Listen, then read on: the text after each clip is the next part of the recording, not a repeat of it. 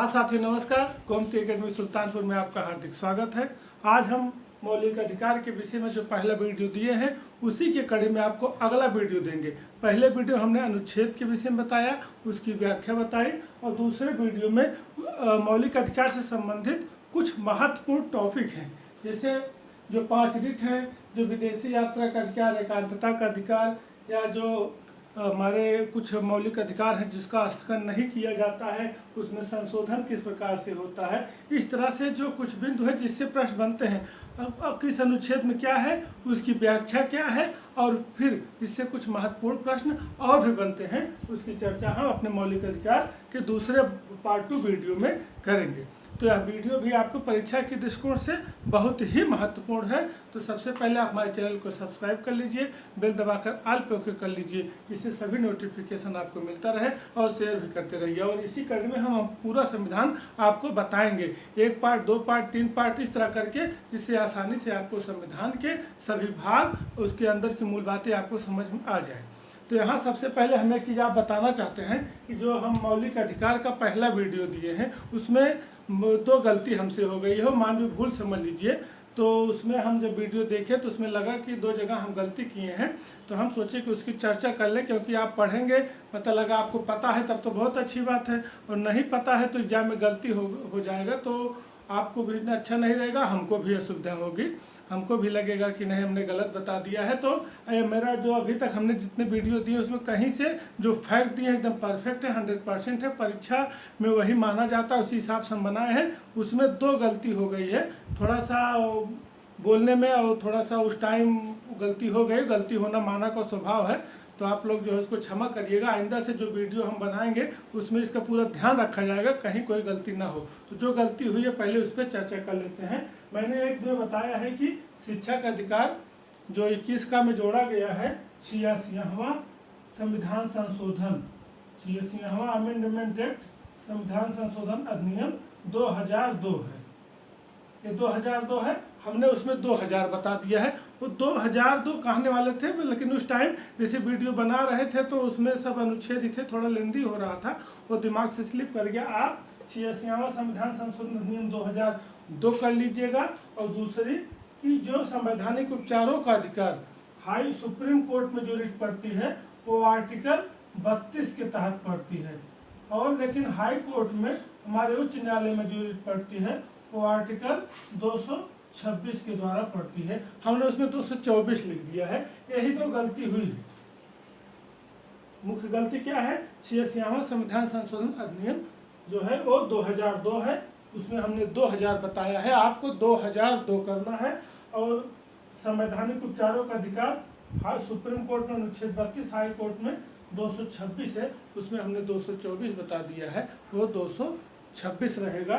कहने का मतलब आपको 2000 जो है उसको 2002 पढ़ा जाएगा, और 2024 हम बताएं 2026 पढ़ा जाएगा।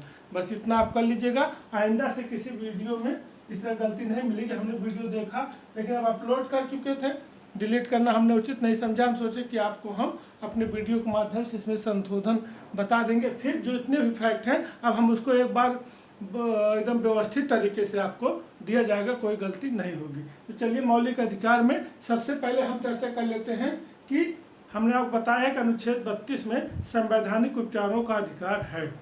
तो संवैधानिक उपचारों का अधिकार 5 प्रकार की रिट जो है, इसमें संवैधानिक उपचारों के अधिकार जो है, संवैधानिक उपचारों का जो अधिकार है, संवैधानिक उपचारों का जो अधिकार है, उपचारों का अधिकार, इसके विषय में थोड़ा हम डिटेल से जान लेते हैं कि इस अधिकार के विषय में कि डॉक्टर भीमराव अंबेडकर, देखिए हमने लिखा है कि डॉक्टर अंबेडकर ने आर्टिकल 32 को भारतीय संविधान की आत्मा कहा है। आर्टिकल 32 को संविधान का संरक्षक भी माना गया है। अगर 2 प्रश्न बनता है कि भारतीय संविधान की आत्मा किसे कहा गया है, तो प्रश्न हमने आपको बताया था स्पष्ट, लेकिन अगर ये पूछता है कि जो है कि अंबेडकर के अनुसार भारतीय संविधान की आत्मा किसे कहा गया है, तो जो अनुच्छेद 32 में, आर्टिकल 32 में जो हमारे संवैधानिक उपचारों का अधिकार है, इसको भारतीय संविधान की आत्मा कहा गया है। इसको आपका स्पष्ट होता है, बहुत इंपॉर्टेंट है ये टॉपिक। और अनुच्छेद 32 को भारतीय संविधान का संरक्षक कहा गया है, इसे आत्मा कहा गया है, भारतीय संविधान का आत्मा अंबेडकर के अनुसार कहा गया है, और संविधान का संरक्षक कहा गया है। संविधान का संरक्षक कहने का मतलब जो हमारे संविधान का हनन होता है, हम कोर्ट में जाते हैं तो संविधान की रक्षा होती है, तो इसलिए संविधान का रक्षक कहा गया है, संरक्षक कहा गया है। तो स्पष्ट होता है कि सबसे पहले अनुच्छेद 32 आप संवैधानिक उपचारों का अधिकार, इसके तहत क्या होता है कि अनुच्छेद 32 के अनुसार आप सुप्रीम कोर्ट में, उच्चतम न्यायालय में अगर आपके मौलिक अधिकार का हनन होता है तो आप जा सकते हैं, अपनी शरण ले सकते हैं। अनुच्छेद 226 के द्वारा आप हाई कोर्ट में जाकर अपने मौलिक अधिकारों की रक्षा कर सकते हैं। अंबेडकर ने इसे भारतीय संविधान की आत्मा कहा है, इसे संविधान का संरक्षक कहा जाता है। अब हम जो है अनुच्छेद 32 के तहत हम कैसे न्यायालय जाएंगे, किन किन मुद्दों पे आदमी न्यायालय जा सकता है, इसके लिए भारतीय संविधान में 5 रिट की व्याख्या की गई है। आर्टिकल 32 आप सुप्रीम कोर्ट जा सकते हैं, अनुच्छेद 26 हाई कोर्ट जा सकते हैं। ये संवैधानिक उपचारों का अधिकार पूछे तो आप जो है अनुच्छेद 32 लगाइएगा। इसमें 5 रिट है। नंबर 1 बंदी प्रत्यक्षीकरण हैबियस कॉर्पस, नंबर 2 परमादेश मेंडमस, नंबर 3 प्रतिषेध प्रोहिबिशन, नंबर 4 उत्प्रेषण सर्टियरी, नंबर 5 अधिकापेक्षा क्वारंटो। तो कहने का मतलब है इसका जो है 5 रिट है, इसकी व्याख्या हम समझ लेते हैं जो परीक्षा के दृष्टिकोण से महत्वपूर्ण है। तो सबसे पहले जो 5 रिट हैं, उसमें नंबर 1 है बंदी प्रत्यक्षीकरण। बंदी प्रत्यक्षीकरण, अब देखिए बंदी प्रत्यक्षीकरण, इसको आप समझिए थोड़ा सा। बंदी प्रत्यक्षीकरण इसका देखिए जो इंग्लिश है हैबियस कॉर्पस, इसको भी आप याद करते चलिए। हैबियस कॉर्पस, इसको भी आप याद कर चलिए, क्योंकि कभी कभी जो प्रश्न बनता है उसमें बंदी प्रत्यक्षीकरण न देके हैबियस कॉर्पस दे देता है।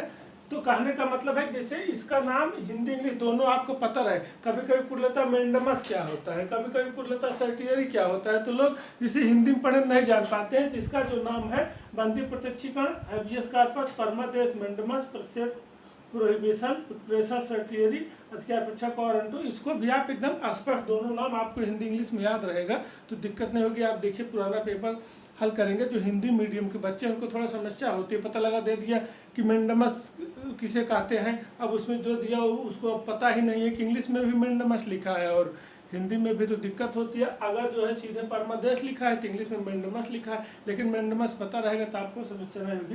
देखिए नाम से ही स्पष्ट है बंदी प्रत्यक्षीकरण। बंदी माने देखिए इसको व्याख्या आप समझ लीजिए, सीधे सीधे प्रश्न बनता है बंदी प्रत्यक्षीकरण क्या है, परमादेश क्या है, उसमें सीधे 4 विकल्प टिक करना रहेगा। और यह जो है टीजीटी पीजीटी एलटी सभी जो भी एग्जाम होने हैं जिसमें जीएस आना है, विषय संबंधी जो भी है उसके लिए महत्वपूर्ण है। इसको आप ध्यान से समझ लीजिए, क्योंकि यहाँ लोग समझने नहीं रहते, गलती करते हैं। तो बंदी प्रत्यक्षीकरण, बंदी प्रत्यक्षीकरण का मतलब होता है कि बंदी मतलब बंदी बनाए गए व्यक्ति का प्रत्यक्षीकरण, उसको सामने लाना। देखिए बंदी बनाए गए व्यक्ति को प्रत्यक्ष करना, सामने लाना, बंदी प्रत्यक्षीकरण का मतलब है। इसका मतलब है कि यदि किसी व्यक्ति को गलत तरीके से बंदी बनाया गया है तो यह व्यक्ति जो है न्यायालय में जा सकता है और उससे अपने सफाई के अपने मतलब बचाव के लिए अपनी बात कर सकता है। तो न्यायालय जो जिसके माध्यम से उसको गिरफ्तार किया गया है उसको समय दिया जाता है कि एक निश्चित समय में एक निश्चित स्थान पर व्यक्ति को उपस्थित होने का अधिकार मिलेगा, जिससे वह व्यक्ति जो है अपनी सफाई दे सकेगा। कहने का मतलब कि बंदी अवैध रूप से बंदी बनाए गए व्यक्ति को अपनी सफाई देने का पूरा मौका मिलेगा, यही बंदी प्रत्यक्षीकरण है। अगर आप इतना समझेंगे दिक्कत नहीं होगी, ठीक है। कहने का मतलब है कि नंबर 1 बंदी प्रत्यक्षीकरण, बंदी बनाए गए व्यक्ति को अपनी सफाई में निश्चित समय कोर्ट के माध्यम से निश्चित समय पर निश्चित स्थान पर उपस्थित होकर अपना जो है कि अपनी सफाई में जो बात कहेगा, अपनी सफाई का पूरा प्रूफ सिद्ध करेगा, वही बंदी प्रत्यक्षीकरण है। कि बंदी प्रत्यक्षीकरण मतलब व्यक्ति को जो है कि उनके बंदी को जो व्यक्ति गिरफ्तार हुआ है उसको कोर्ट के सामने जाकर अपनी सफाई करने का पूरा मौका मिलेगा, तो उसको जो है बंदी प्रत्यक्षीकरण कहते हैं। नंबर 2 परमादेश। नंबर 2 क्या है? परमादेश। परमादेश जो मेंडमस है,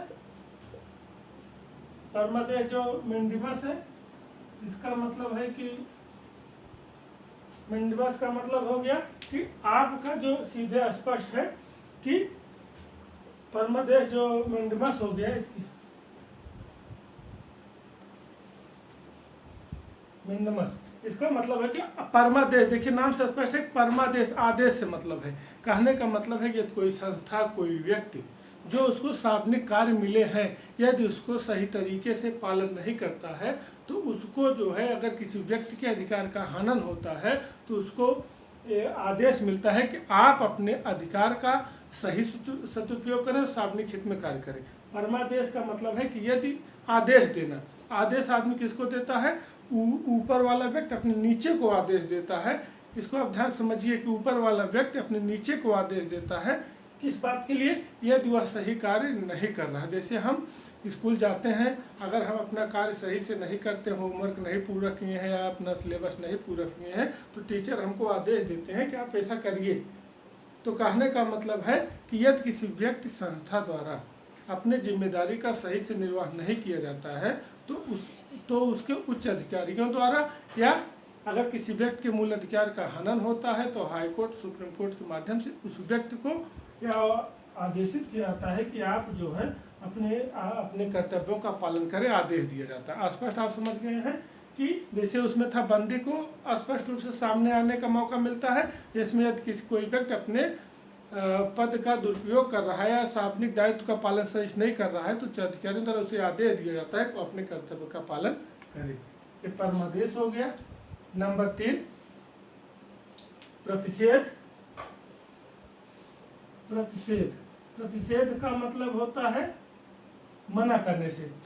प्रोहिबिशन, सीधे सीधे स्पष्ट है कि प्रोहिबिशन, प्रोहिबिशन कहने का मतलब है, इसका मतलब है कि मना करने से है।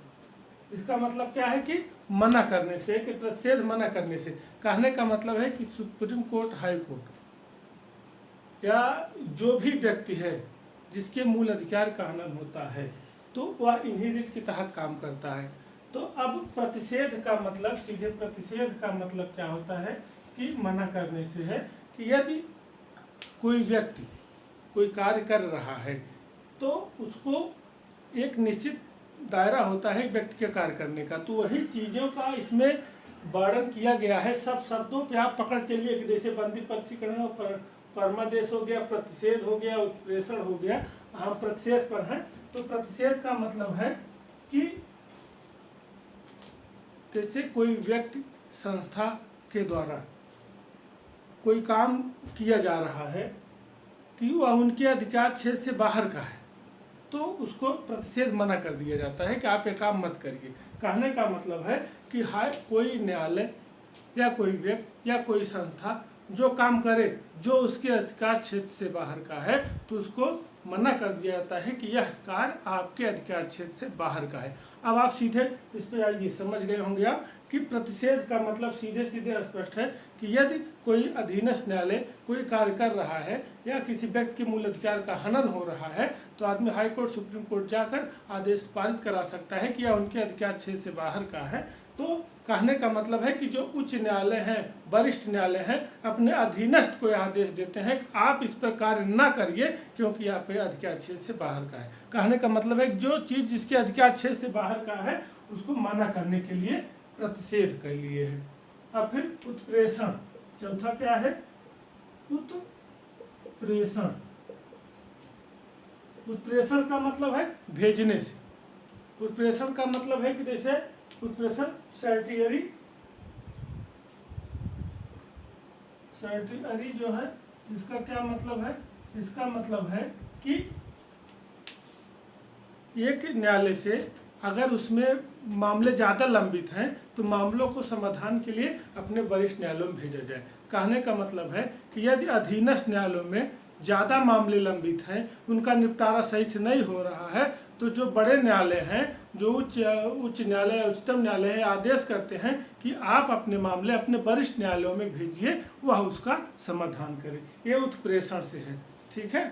सीधे मतलब जो मामले आपके यहाँ नहीं निपटाए जा रहे हैं उसको अपने वरिष्ठतम न्यायालय में भेजिए। और नंबर 5 है अधिकार परीक्षा। अधिकार अधिकार अधिकार परीक्षा अधिकार परीक्षा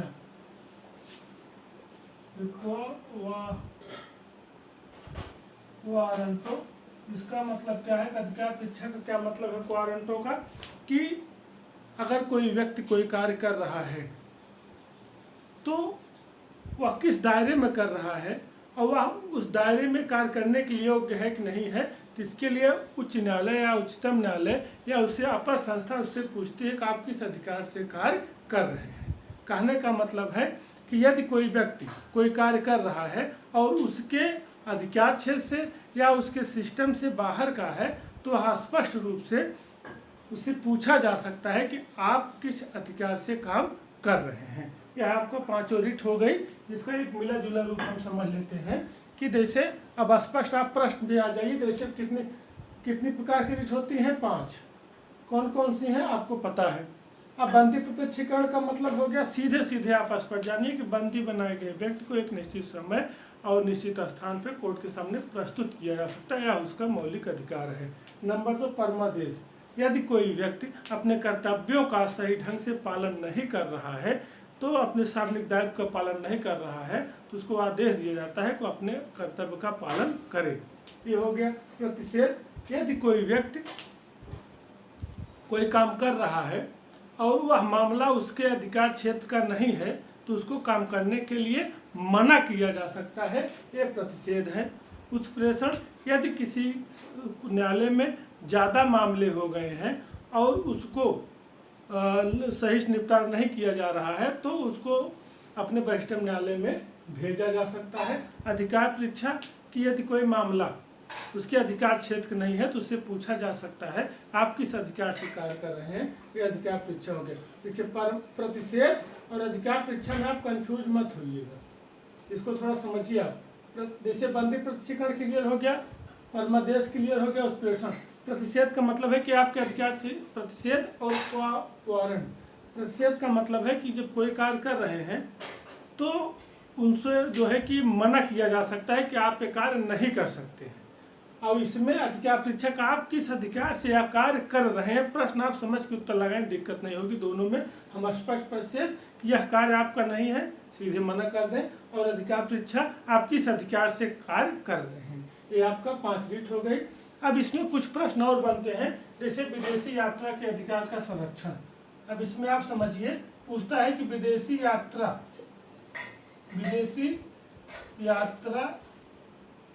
के अधिकार का संरक्षण किस अनुच्छेद में है।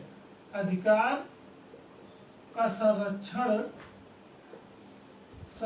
किस अनुच्छेद में है, इसको आप समझिए किस अनुच्छेद में है। तो आप सीधे आर्टिकल 21 लगाइएगा।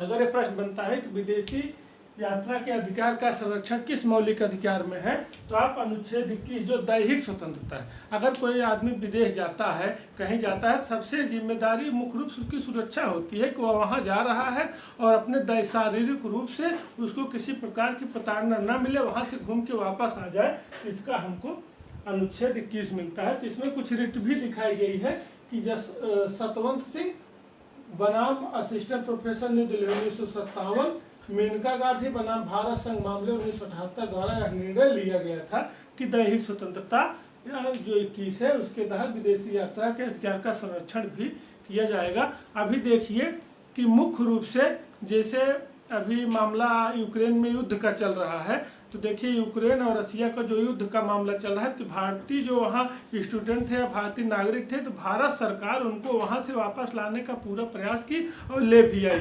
तो कहने का मतलब है कि वो विदेश में थे और विदेश में रहने के बाद उनको जो है कि अनुच्छेद 21 के तहत व्यक्ति का मौलिक अधिकार है कि उसको दैहिक रूप से स्वतंत्रता मिले, मतलब शारीरिक रूप से उसको कष्ट ना मिले। तो वहाँ जब युद्ध चल रहा था तो वहाँ आदमी के किस तरह की स्थिति बनी हुई थी, किसी की डेथ हो जाती, हत्या हो जाती, कुछ भी हो सकता था। तो इसलिए भारत सरकार उनको वापस ले आई। तो निर्णय सतवंत सिंह बनाम assistant professor New Delhi, Maneka Gandhi versus Bharat संघ, इन 2 मामलों में यह निर्णय लिया गया। सतवंत सिंह बनाम असिस्टेंट प्रोफेसर निधुल है मेनका गांधी। ये बात भी आप जान लीजिए, लेकिन अनुच्छेद 21 जरूर याद कर लीजिए। तो कहने का मतलब क्या है, विदेशी यात्रा का अधिकार किस में है, अनुच्छेद 21 में। और किस बात में निर्णय लिया गया, आपका सतवंत सिंह और मेनका गांधी मामले में। और एकांतता का अधिकार, अब एक क्वेश्चन इसमें पूछता है कभी कभी, एकांतता का अधिकार, एकांतता का अधिकार किस अनुच्छेद में, सीधे यही प्रश्न बनता है कि एकांतता का अधिकार किस अनुच्छेद में है। तो आप सीधे इसमें लगाइएगा कि आर्टिकल, एकांतता का अधिकार अनुच्छेद 21 और अनुच्छेद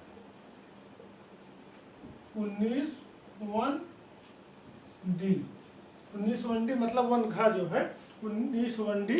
तो कहने का मतलब एकांतता का अधिकार, जैसे आप विदेश चले गए तो हाँ आप अस्थायी रूप से आप एकांत में रहना चाहते हैं, लोगों से नहीं मिलना चाहते हैं, तो आप एकांतता का अधिकार है। और 19(1)(d) जो 19 में 6 प्रकार की स्वतंत्रताएं दी गई है, उसमें जो है संचरण का जो है, संचरण में जो है, जो उसमें संचरण की उसमें है नहीं कि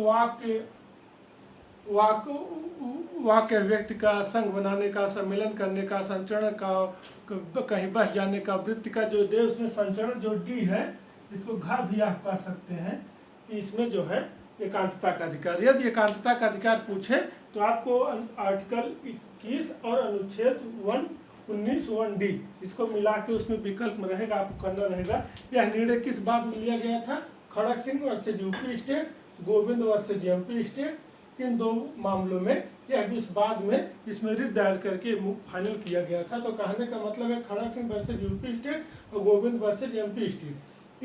आपको इसको समझ लीजिए, जान लीजिए, लेकिन अनुच्छेद आप जरूर याद कर लीजिए, कोई 21 और 19(1)(d).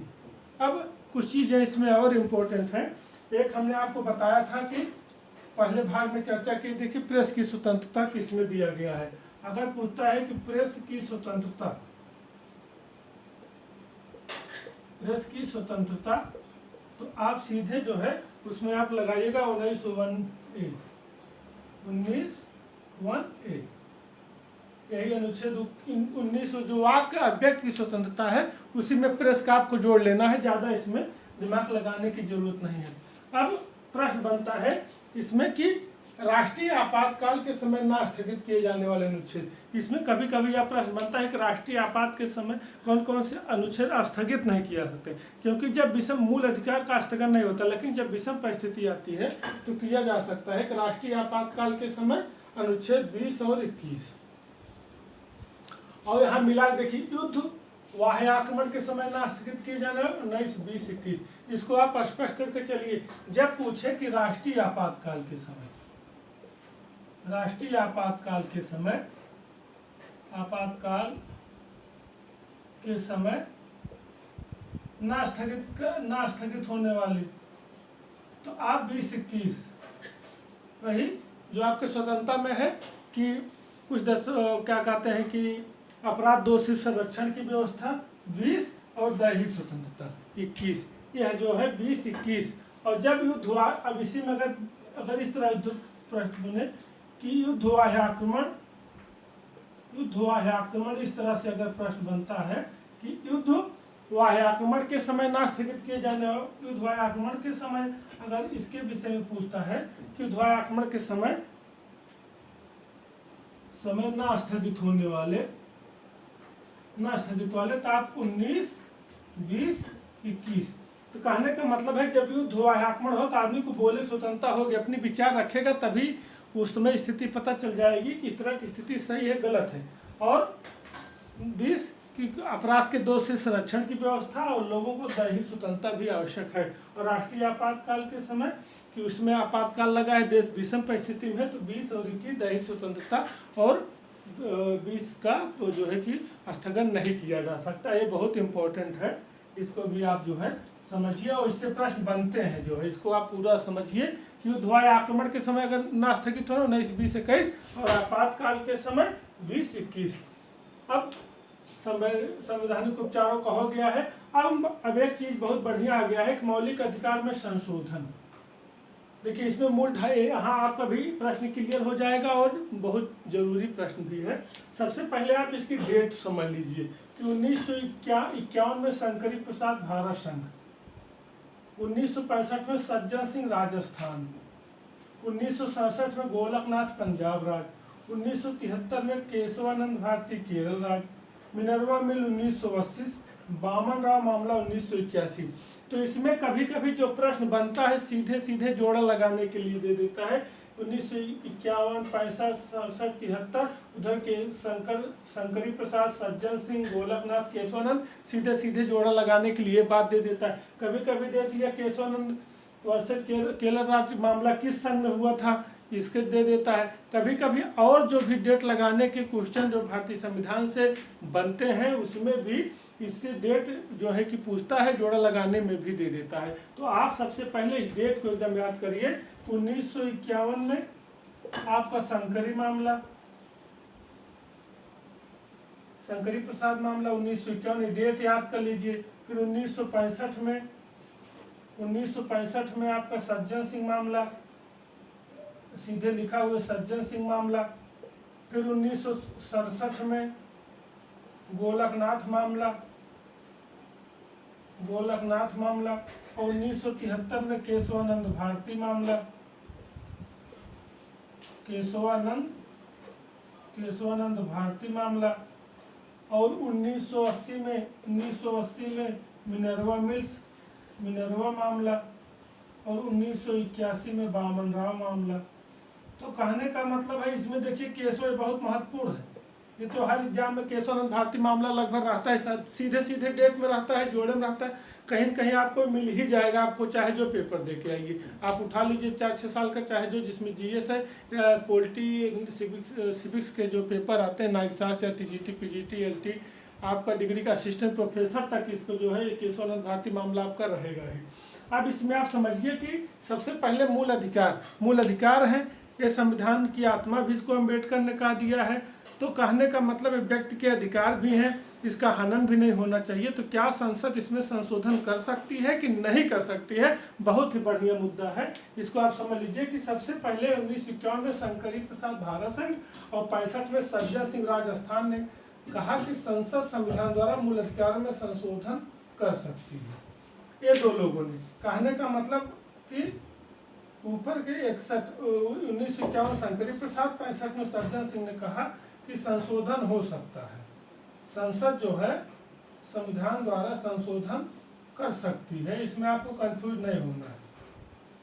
और फिर 1900 ये दोनों हो गया, 51 और 65 कहा कि मूल अधिकार में संशोधन कर सकती है। गोलक ने कहा, गोलकनाथ मामला 1967 में इन्होंने कहा कि संशोधन नहीं कर सकती है। इन्होंने कहा कि संशोधन नहीं कर सकती है। इन्होंने कहने का मतलब है कि संसद संविधान द्वारा मूल अधिकार में संशोधन नहीं कर सकती है। एकदम कॉन्सेप्ट पे चलिए। 51 शंकरी प्रसाद, संशोधन हो सकता है। 65 सज्जन सिंह, संशोधन हो सकता है। अब 67 गोलकनाथ, इन्होंने कहा कि संशोधन नहीं हो सकता है। अब गोलकनाथ, अब केशवानंद भारती मामला, केशवानंद भारती ये बहुत इंपॉर्टेंट है, इसको समझिए, इसी से प्रश्न पूछा। इन्होंने कहा कि संसद मूल अधिकार में संशोधन कर सकती है लेकिन सीमित तरीके से। संशोधन हो सकता है, संशोधन हो सकता है लेकिन सीमित तरीके से, मतलब जिस तरह चाहिए आप उस तरह नहीं, कुछ नियम के तहत संशोधन हो सकता है। उन्होंने कहा कि मूल अधिकार में संशोधन होगा लेकिन सीमित तरीके से, जिससे उसका मूल ढांचा, उसका जो है मूल ढांचा, जिसको कहते हैं बेसिक स्ट्रक्चर जो है वो न बदले। कहने का मतलब है कि केशवानंद भारती मामले में यह निर्णय पास हुआ कि संसद मूल अधिकार में संशोधन कर सकती है सीमित तरीके से, जिससे उसका मूल ढांचा अर्थात बेसिक स्ट्रक्चर न बदले। यही प्रश्न बनता है कि किसमें द्वारा परिवर्तन के तहत मूल ढांचे की न परिवर्तन करने की बात की गई है कि मूल ढांचा उसका जो भाव है वो न बदले, बेसिक स्ट्रक्चर में न हो। यही प्रश्न बहुत बनता है 1973 केशवानंद भारती मामले में कहा गया है।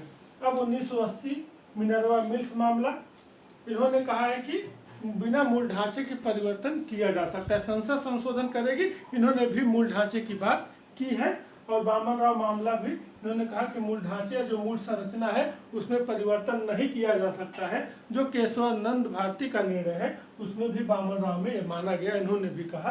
तो कहने का मतलब है कि मुख्य रूप से कि अगर पूछे कि मूल ढांचे की बात किस बात में की गई है तो आप केशवानंद भारती मामला लगाएंगे, ये सीधी सी बात। यही प्रश्न बनता है। अगर केशवानंद भारती मामला नहीं है, शंकरी सज्जन गोलकनाथ मिनर्वा मिल दिए हैं तो आप मिनर्वा मिल लगा दीजिए। अगर मिनर्वा मिल केशवानंद भारती दोनों नहीं है, शंकरी सज्जन गोलकनाथ वामन राव दिए, वामन राव लगा दीजिए। लेकिन प्रश्न बनता है तो ऐसे सीधे दे देता है कि मूल ढांचे की बात किसमें की गई है, सीधे केशवानंद भारती मामले में, या मुख्य रूप से केशवानंद भारती मामला ही उस विकल्प में रहता है, ऊपर के 3 या अन्य कोई विकल्प दे दिया जाता है। तो शंकरी प्रसाद सज्जन सिंह संशोधन न करने के संशोधन हो सकता है संविधान में, गोलकनाथ ने कहा नहीं हो सकता है, केशवानंद भारती ने कहा कि संशोधन हो सकता है लेकिन मूल ढांचे परिवर्तन नहीं होगा। मिनर्वा मिल मामले में भी मूल ढांचे की बात की गई, वामन राव मामला में भी मूल ढांचे की बात की गई। अब ये आपका जो है मूल अधिकार संबंधित जो है बात से संबंधित संशोधन संबंधी प्रश्न है। शिक्षा के अधिकार अधिनियम पर हम एक बार फिर बात कर लेते हैं।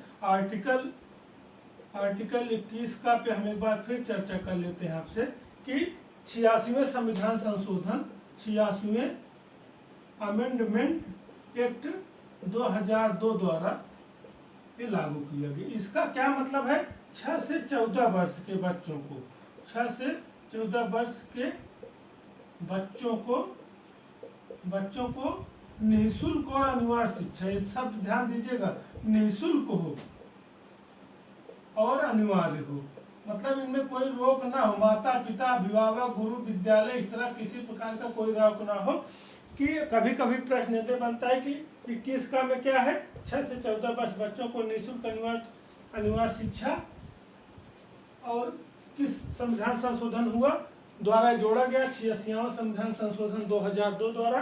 कभी कभी बात ये भी आ जाती है कि किस उम्र के बच्चों को निःशुल्क अनिवार्य शिक्षा की व्यवस्था भारत सरकार द्वारा की जाती है, 6 से 14 वर्ष को। इसमें 2 प्रश्न और बढ़िया बहुत महत्वपूर्ण बनते हैं, इसको ध्यान दीजिए कि यह अधिनियम कब पारित हुआ और कब लागू हुआ। जब पारित पूछता है, पारित कि 86वें संविधान संशोधन अधिनियम 2002 कब पारित हुआ, तो 2009 में।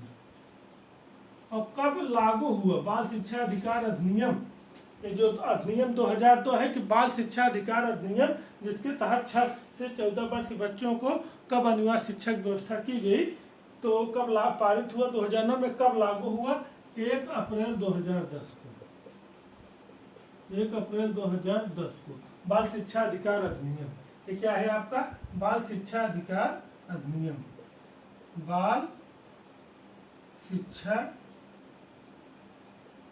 अधिकार अधिनियम। अब यहाँ प्रश्न क्या बनता है कि अनुच्छेद 21 का कैसे जोड़ा गया, तो आप सीधे मानेंगे 86वें संविधान संशोधन अधिनियम 2002 द्वारा। प्रश्न बनता है 86वें संविधान संशोधन अधिनियम 2 द्वारा कौन सा अनुच्छेद जोड़ा गया, 21 का। किस भाग में जोड़ा गया, 3 में। किस अध्याय, मूल अधिकार में। इसमें क्या बात है, 6 से 14 वर्ष के बच्चों को निःशुल्क शिक्षा अधिकार दिया गया। किस उम्र के बच्चों को, 6 से 14 वर्ष को। बाल शिक्षा अधिकार अधिनियम कब पारित हुआ, 2009 में। 2009 में पारित कर दिया गया। अब यह अधिनियम पारित कर दिया गया है कि 6 से 14 वर्ष बच्चों को निःशुल्क अधिकार दिया जाएगा। और कब लागू हुआ, 1 अप्रैल 2010 को। जब संविधान संशोधन पूछे तब 2002, कब पारित हुआ, 2009, कब लागू हुआ, 2010। तो यह रहा जो है हमारा भारतीय संविधान के मौलिक अधिकार से संबंधित प्रश्न। और इससे संबंधित कैसे प्रश्न बनते हैं, क्या क्या चीज़ें हैं, हमने अपने पहले वीडियो में जो दिया था, जो गलती हुई थी हमने इसमें संशोधन डाल दिया है। आप लोग वहां से अपडेट हो जाइएगा।